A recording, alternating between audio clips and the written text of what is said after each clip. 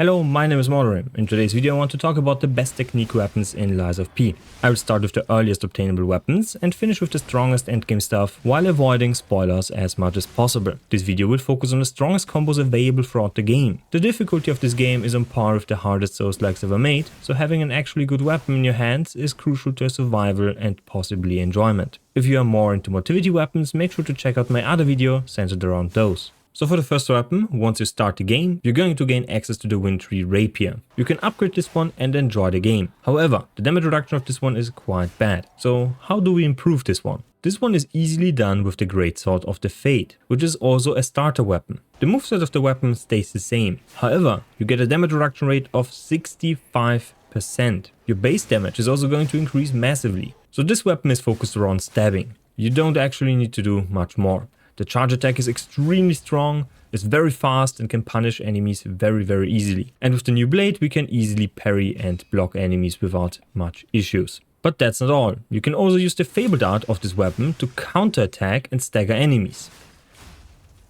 This will open them up for critical strikes, which results in a ton of damage. And you also get the link slash of the blade. This weapon attack has a ton of stagger damage attached to it and will stagger enemies with the last or third attack. So you can follow up with a critical strike. Overall, a very enjoyable blade to play, which I highly recommend. So that's going to be your early game weapon. Now for the next weapon we sadly cannot use the Rapier's handle, because we want to use the booster Glaive blade. This one has a little bit less damage reduction on the guard, but deals a massive amount of physical damage. The fabled charge rate as well as the charge pulse rate increase. So for the handle we have two choices. We can either use the Puppet Saber handle, which has a Motivity C and Technique C scaling. We can increase the Technique scaling with a crank to B, but this only results in 15 additional damage, so it's not necessary. The weapon art of this handle is going to increase our attack damage for the next few strikes. And the weapon art of the blade itself is going to be a gap closer with a ton of damage attached to it. This will also stagger enemies, which we can follow up with a critical strike.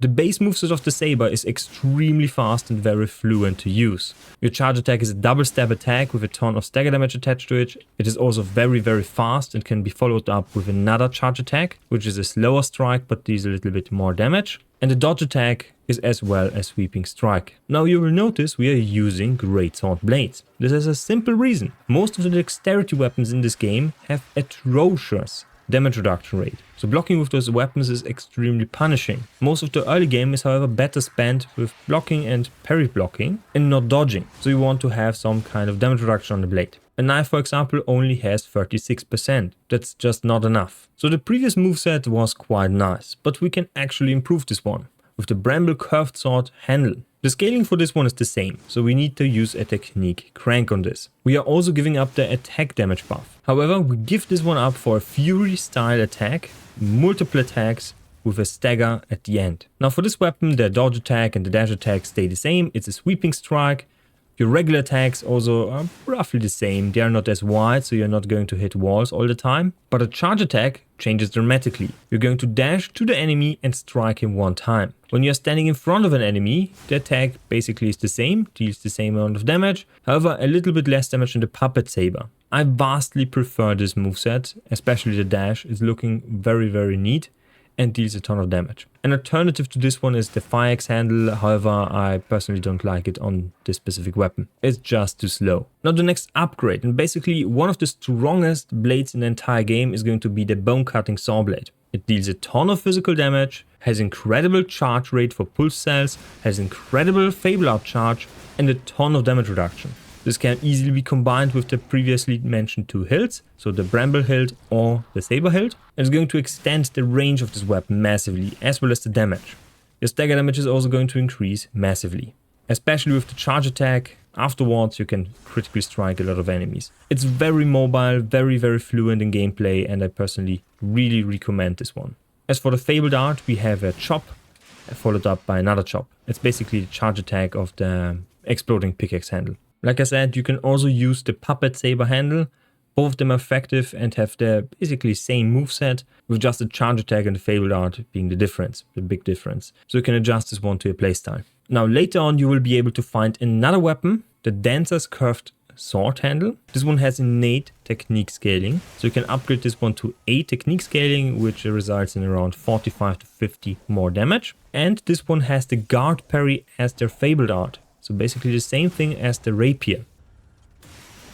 So the guard is basically one massive strike with a block afterwards. It's a perfect block and you will be able to stagger enemies afterwards. The charge attack is a double strike, same with the saber, just in the other direction. Deals a ton more damage and can be followed up with another strike. It's a very fast weapon based around charge attacks, because the regular attacks are quite slow and you're going to hit a ton of walls with this one. Yes, it is very good in AoE scenarios, but most of the time you're not going to fight multiple enemies. And you're going to hit walls all the time, so focus on a charge attack. It also has a gap closer built into it and the range is immense, like immense. Look at this. Boop, and we hit him.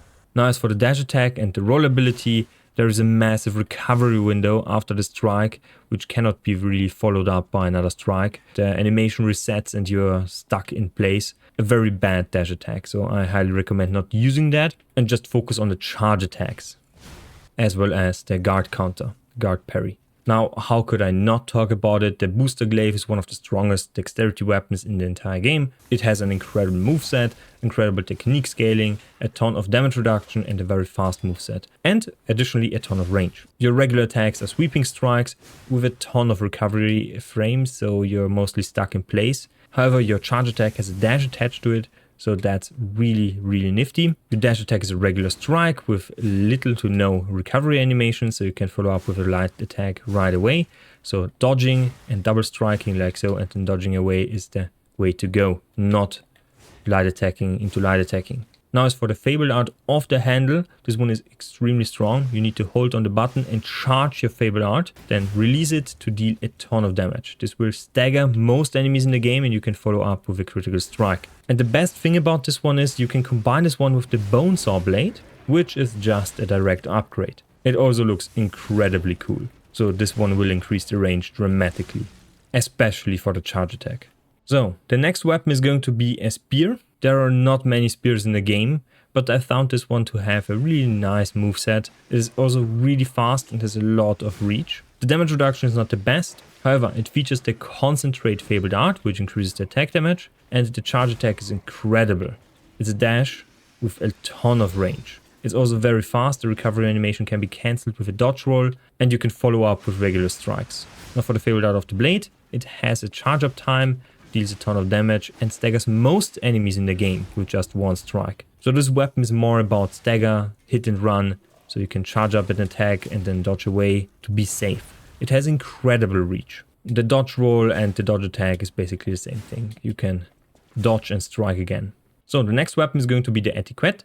This one is a dagger type weapon with a ton of moves that are really defensive. So the first one and probably the best move this weapon has is the fabled art of the blade. It also has a massive gap close attached to it, so you basically can attack from every angle at all times. Then you have the fabled art of the handle, which can be used to counterattack. The iframes on this one are insane, like absolutely insane. You see the umbrella? That's all iframes. Look at this. You can basically use this at the very start, wind up of the attack and basically always parry. So if you're really bad at parrying, use this weapon. The charge attack has also the same, so the umbrella that's expanding.